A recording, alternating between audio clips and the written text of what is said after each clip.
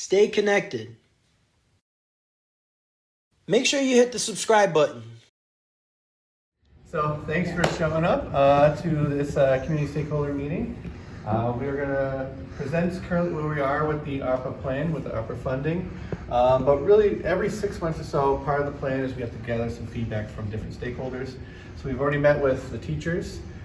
We've also met with the administrators of the districts. Now it's the community's turn to provide some input. So for today, we're going to give a little short presentation on the purpose of the ARPA funding to give some context. We're going to share our current spending plan for this year and actually for the next 2 years as well. And then we're going to take some time to review some of the staff concerns that were brought up in 2021 prior to me being here, prior to a lot of us being here as well, but that influenced a lot of decisions that we had for this current school year.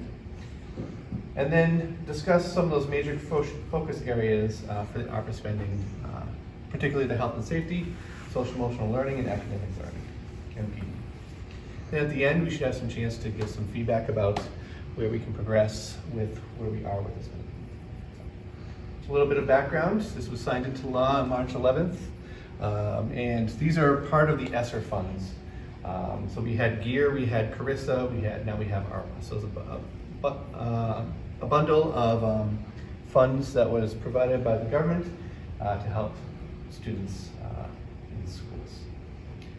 So each local education agency will prioritize non-recurring expenses, anything that's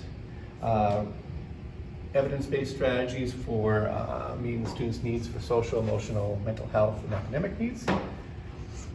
And also some summer school programming, after school extended learning, and anything basically that is the result of the impact of COVID.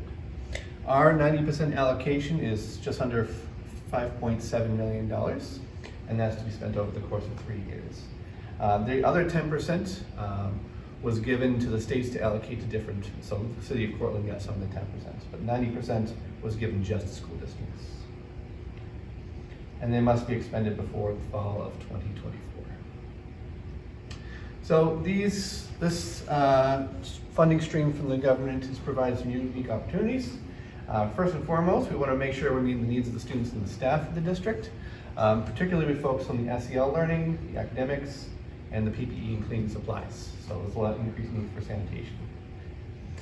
A big focus is also on one-time expenditures, so we've decided to look into interactive boards, improve our technology in the classrooms, and also to improve some fund balance. And for here at Cortland, our reserves have been depleted, so this is an opportunity to help refund those reserves.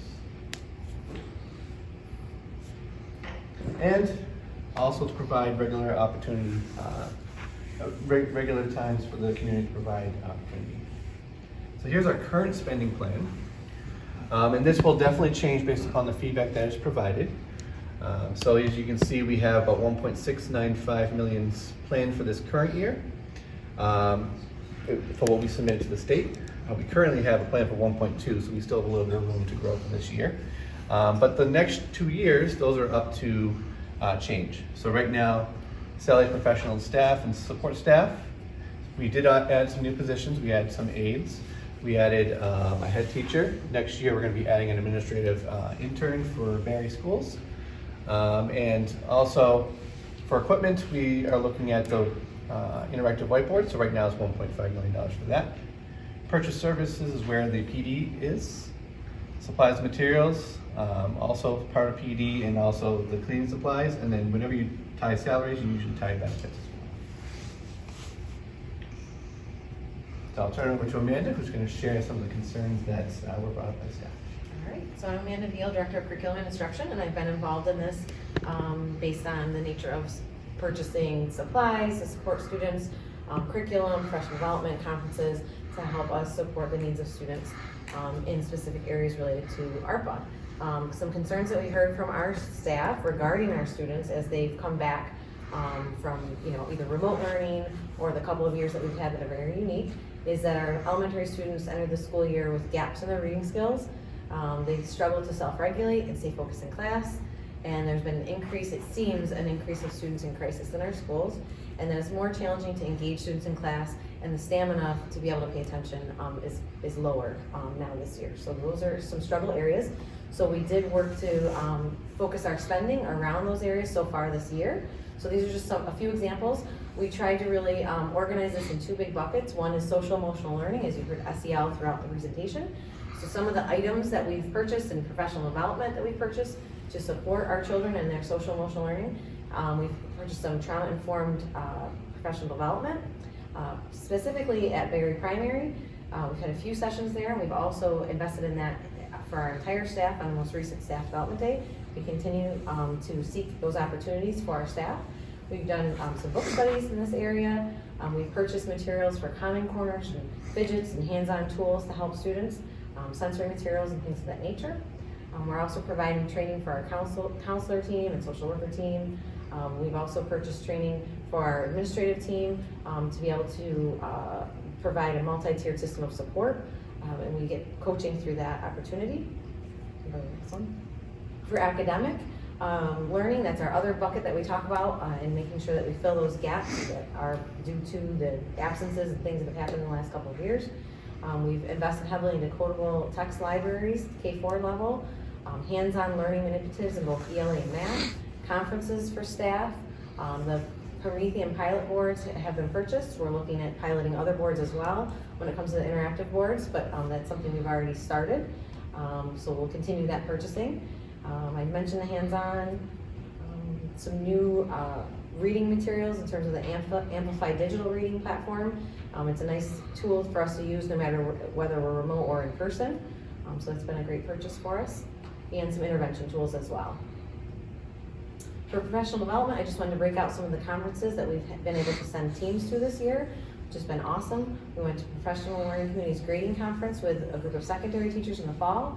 We've sent our art team to 2 different conferences, one local and one national conference. The library state conference we've attended, and then there was a small AP Math virtual international conference and a science conference as well. Of course, another big bucket that we spent money on with the ARPA funding is the health and safety for PPE, cleaning supplies, and sanitizers. So that was definitely a needed expense during these last couple of years. So that's our current spending plan. All the resources about the ARPA spending is on the district website. You can go to the Cortland Large City School District homepage, go to district offices, business office, and then the American Rescue Plan of 2021. This is what the page looks like. So you can see all the links down here for what we currently have. So actually this presentation is right on there in case you're curious to see this. Presentation on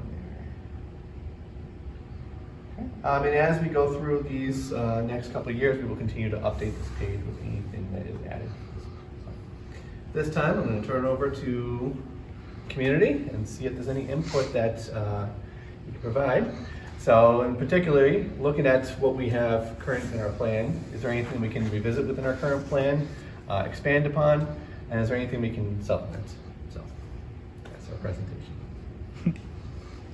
And Kevin is here from the community. Yes.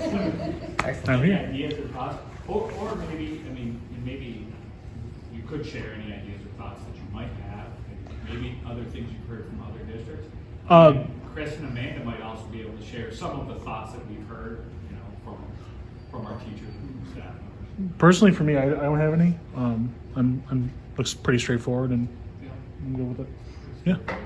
What are some of the things, Chris or Amanda, just some of the things that we've heard in our other meetings?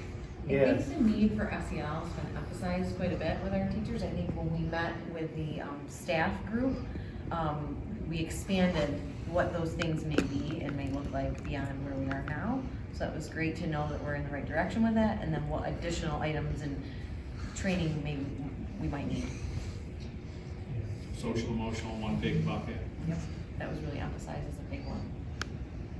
Yeah, another, for the one-time expenditures, we've also discussed furniture. A lot of districts are using this money to purchase furniture for their rooms, especially ones that are easy to clean, easy to sanitize. So that's another expense we're looking at as well. So. The emphasis on reading was big. We've decided to add a staff member, a junior high reading teacher based on that feedback. So that's another big aspect. Chris, how about showing our webpage? Hold that up there. do have a webpage with all of this information on it. And it will have this presentation, the slide deck, and Kevin will get it a copy to you as well. Okay, great. There was one slide that I added based on how the other two presentations went, just to provide some clarification, but it's pretty much everything's right there on the website. And so now we're on a cycle of, I think approximately every 6 months, we're on a cycle where we're going to hold stakeholder meetings.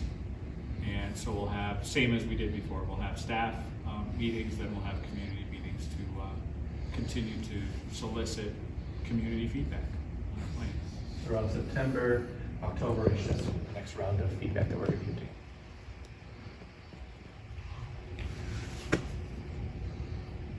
So next steps are we're going to be taking the feedback that we get from this meeting and from the other two meetings we had, consolidate a list of action items that we can use for revising our current plan, and then implement it next fall, and then based upon September, October feedback, continue to revisit and revise. I actually do have one question. Yes. Is there a way that the community members can submit comments and or suggestions? That's a good thought. We can definitely look into putting up some kind of a link to provide feedback. Thoughts? Yeah, I'm wondering if right on this page. Right there, we put a right. link to a form and just leave it up sort of constantly. Maybe for staff work. Yeah, take a look at the page. Yep, What I and do it can be is linked to my email, so just send it right to me whenever someone puts some feedback. And we can include it. Great. Great idea. Thank Thank you. you. Yeah, that's the best community idea we've had. Thank you. No problem. Excellent. No, that's good. That's good. I'll do that. Great. Thank you. Yes, thank you. Of course. All right. That's a wrap. Stay connected. Make sure you hit the subscribe button.